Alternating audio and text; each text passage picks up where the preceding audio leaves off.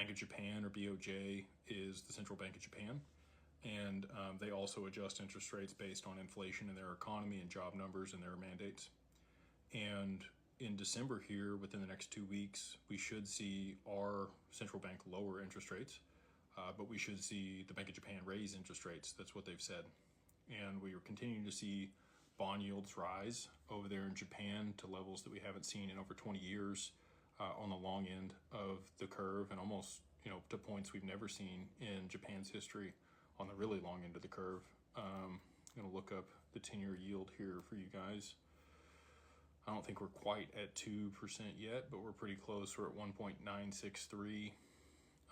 I've said the danger zone was between 1.5 and 1.6. We're way beyond the danger zone at this point, but we haven't seen like an aggressive move to the upside. And that's the reason I continue to point to oil.